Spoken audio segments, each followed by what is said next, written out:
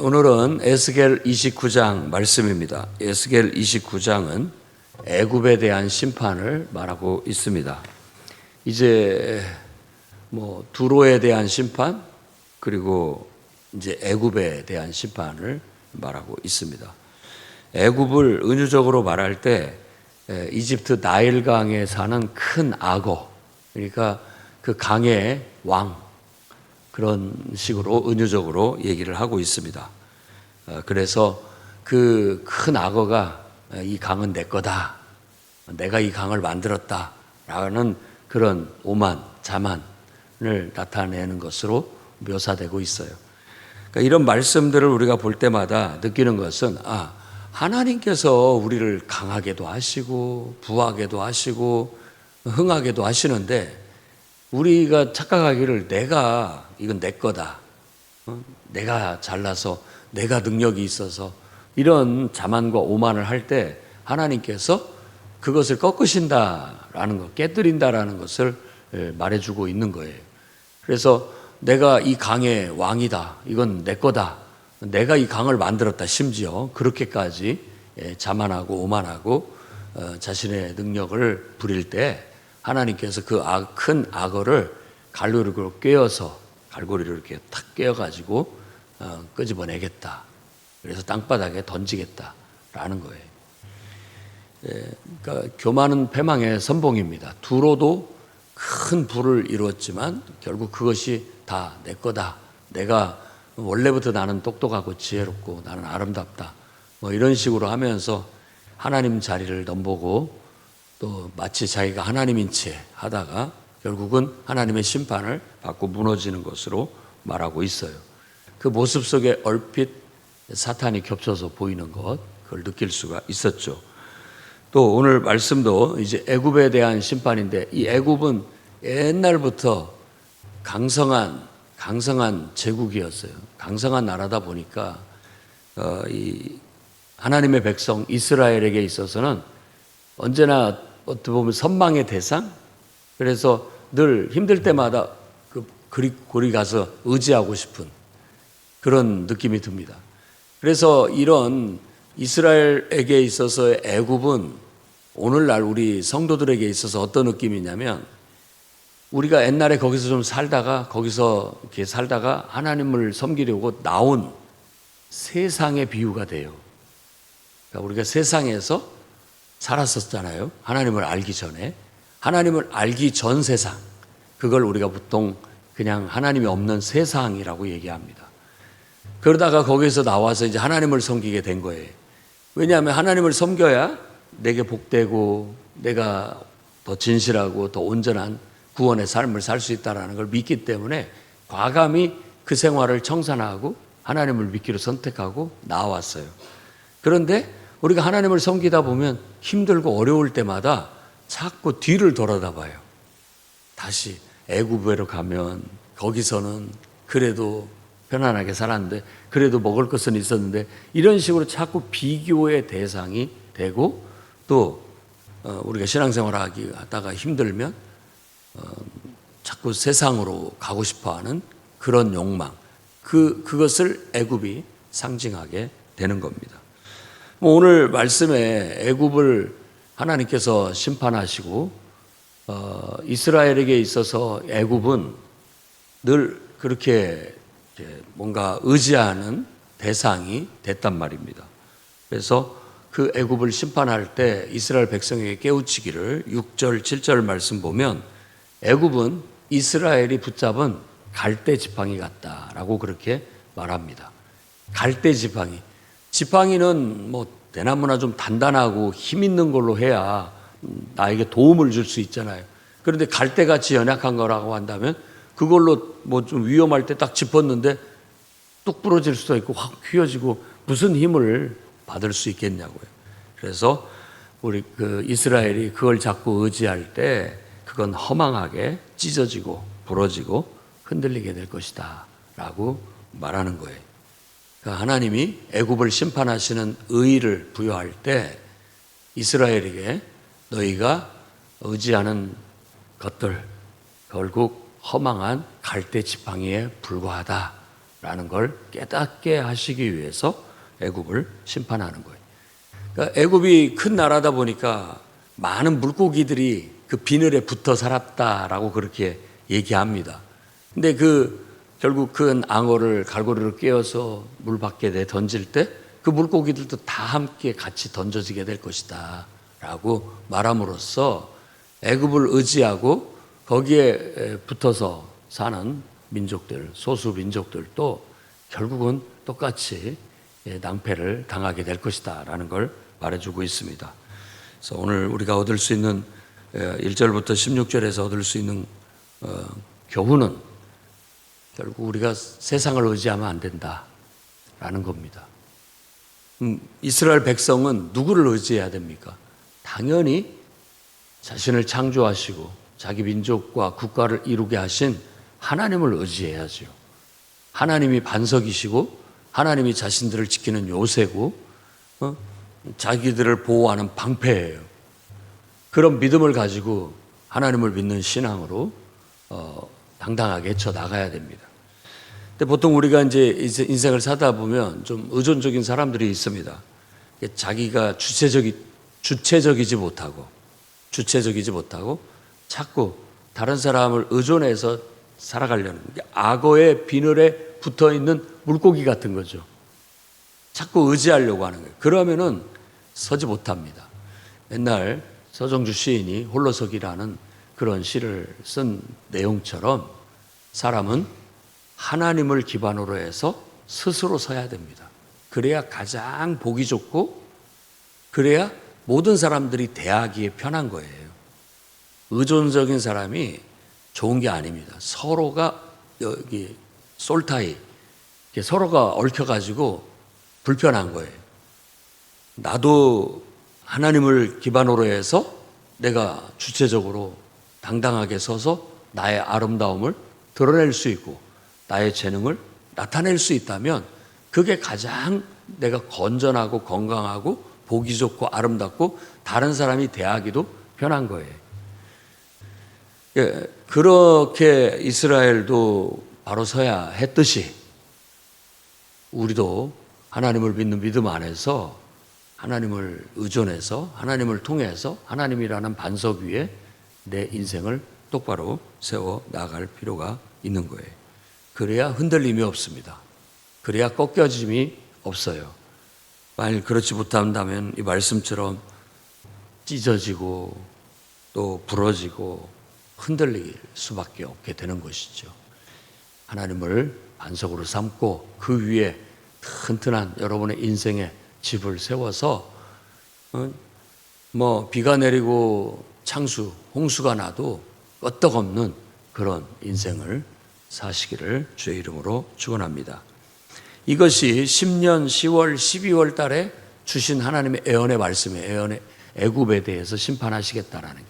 이 10년은 앞에서도 말한 것처럼 포로로 끌려온 지 10년. 그때 여호야긴과 함께 포로로 끌려왔기 때문에 여호야긴이 포로로 끌려온 지 10년이라 할 수 있겠고, 여호야긴을 포로로 끌려올 때 이스라엘에는 유다 왕국에는 시드기야를 왕으로 세웠기 때문에 시드기야 왕 10년이라고 할 수 있어요.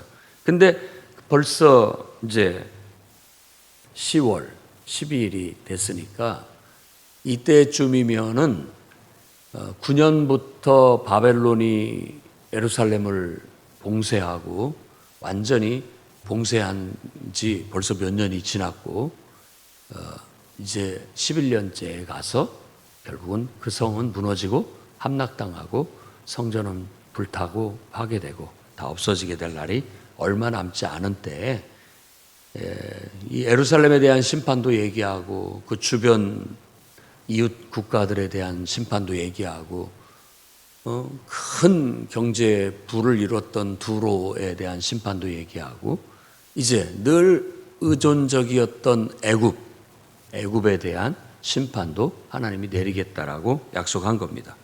그 다음에 17절에 가면 27년 1월 1일이라고 나와요. 그러니까 포로로 끌려온 지 27년째에 돼서야 사실 애굽의 심판이 이루어졌다라는 얘기를 하고 있는 겁니다. 근데 그 전에 뭘 했느냐? 바벨론이 두로, 그 초롱성 같은 약간 해안에서 떨어진 섬, 그 초롱성을 함락시키기 위해서 무진장의 애를 썼어요. 엄청난 군대를 동원하고 또 희생을 치르면서 했는데 그 희생을 치른 만큼 그 성에서 얻은 게 별로 없었어요. 그러니까 완벽하게 이 두로의 성을 함락하지 못했다라는 걸 알 수 있어요. 항복을 받아냈고 그냥 조공을 바치는 정도. 이제 나중에 알렉산더가 완전히 거기 두로는 알렉산더 때 이제 페르시아 제국을 넘어 그리스 헬레니즘 시대 때 알렉산더에 의해서 완전히 파괴되는 역사를 세계사에서 볼 수 있습니다. 그러니까 거기서 얻은 게 별로 없다 보니까 하나님이 그 보상으로 애굽을 오히려 함락시킬 수 있고 애굽에서 많은 보상을 얻게 될 것이다라고 약속하셨다는 거예요. 간만에 보면 그 말씀의 해석이 특별합니다. 그래서 20절 말씀 보면 그들의 수고는 나를 위하여 함인즉 그 대가로 내가 애굽 땅을 그에게 주었느니라 라고 해석을 하고 있는 거예요. 그러니까 하나님이 바벨론을 통해서 모든 죄악을 심판하고 있는 거예요. 열국을 심판하고 있어요. 두로를 심판하기 위해서 네가 막 거의 뭐 머리가 다 빠지고 어깨가 막 다 벗겨지고 이럴 정도로 고생하고 수고한 했는데 내가 나를 위해서 하나님이 자기를 위해서 그와 같이 수고한 것에 대한 대가와 보상으로 이집트, 애굽을 함락시키고 정복할 수 있고 거기에서 많은 것들을 노력할 수 있게 해주겠다라는 그런 말씀으로 이어지는 거죠.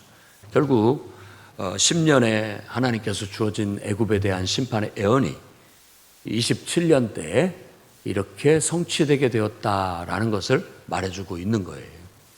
하나님의 예언의 말씀은 반드시 이루어집니다. 반드시 이루어져요. 시간 문제인 것이죠.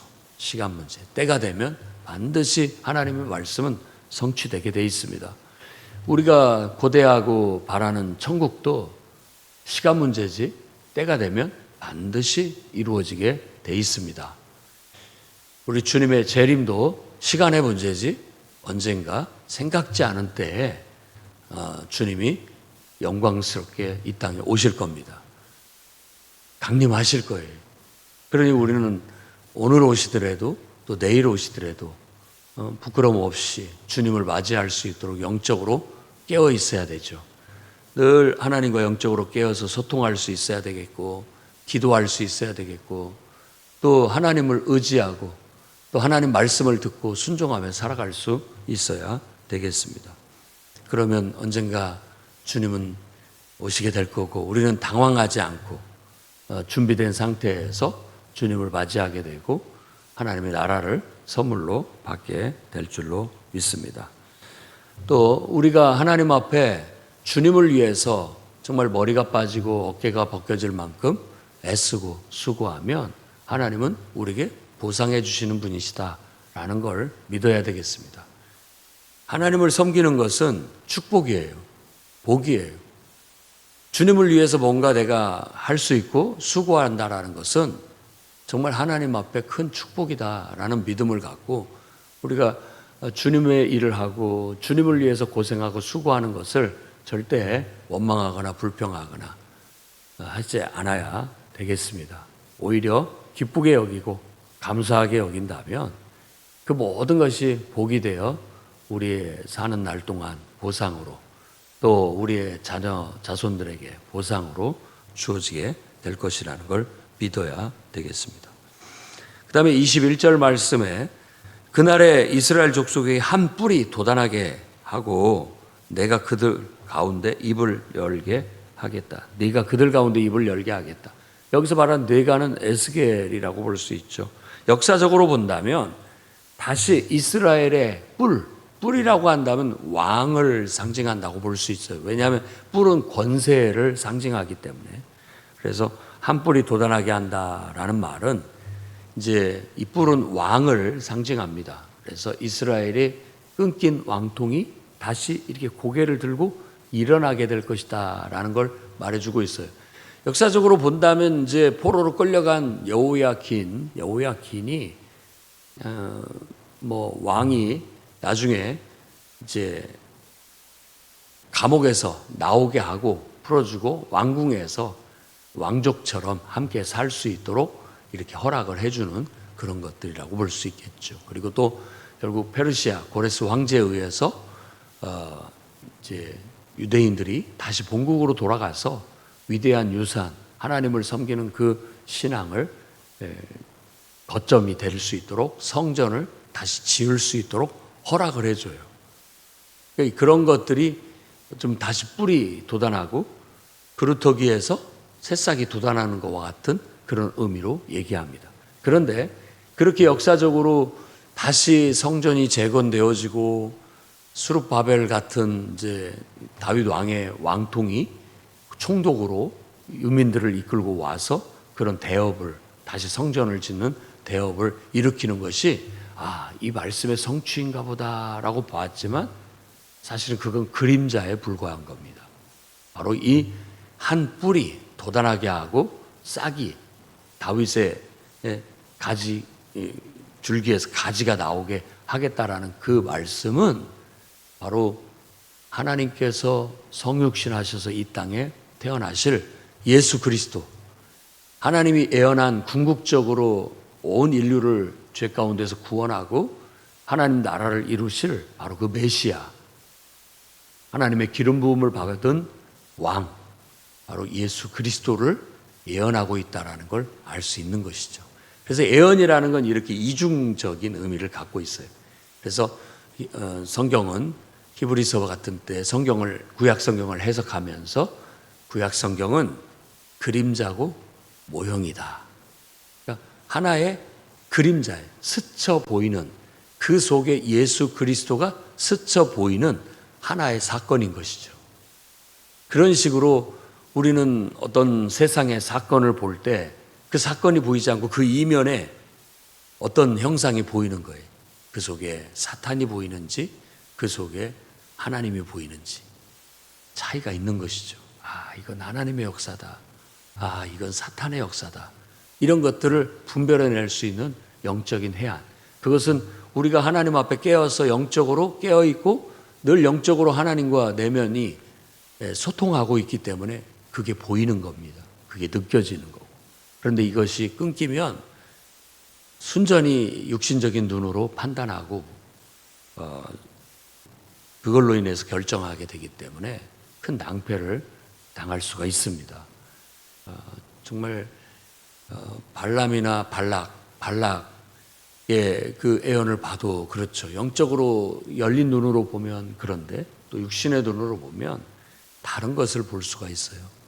그래서 그것이 배단이 되는 겁니다. 그래서 신약 성경에서도 우리가 성령을 소멸치 않기를, 은혜를 잃어버리지 않기를 간곡히 부탁을 하고 있는 거예요. 왜냐하면 우리가 하나님을 잘 믿고 섬기는 데에는 우리가 성령이 충만함이 있어야 되고 은혜가 있어야, 그래야 똑바로 볼 수 있고 똑바로 분별할 수 있고 똑바로 판단할 수 있고 똑바로 결정할 수가 있기 때문에 그러는 거예요.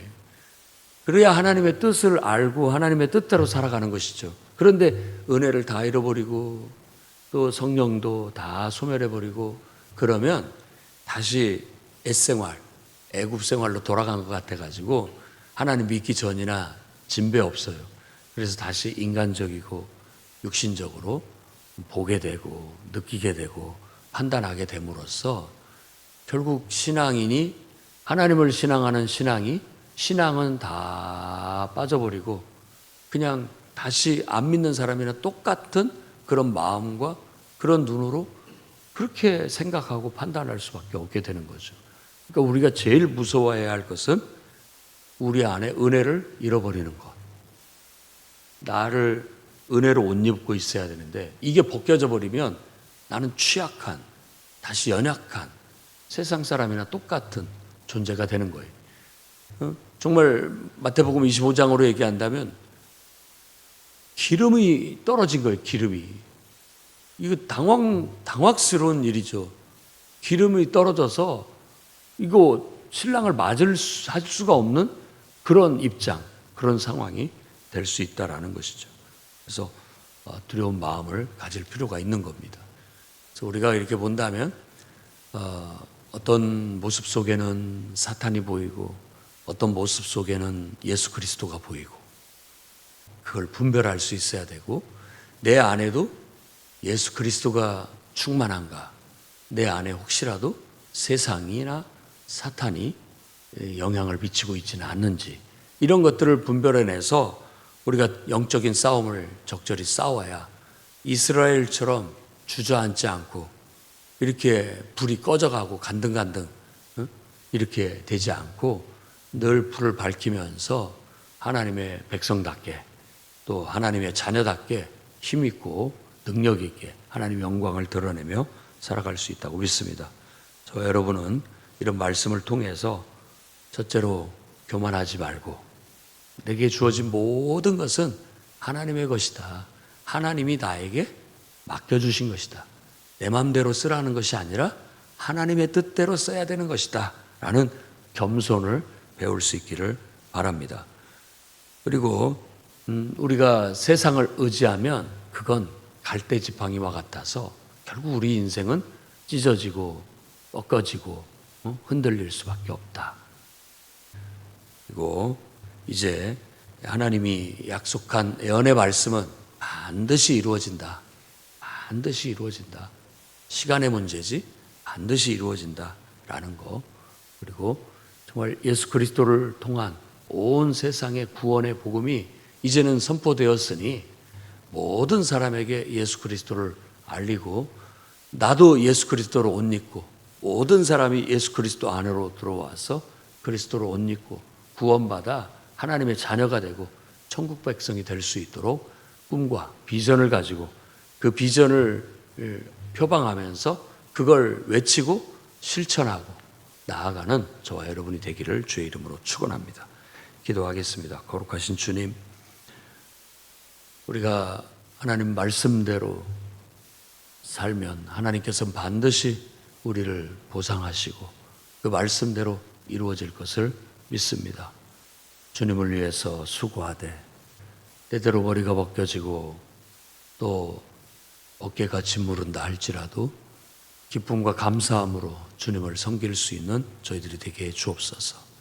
행여라도 교만하여 우리가 하나님인 채 착각하지 않게 하시고 또 내 것인 줄로 착각하지 않게 하여 주시옵고 오직 겸손히 하나님의 선하신 뜻을 따라 주님의 영광을 위하여 귀하고 복되게 쓰여지는 거룩한 인생들이 다 되게 하여 주시옵소서. 예수님 이름으로 기도드립니다.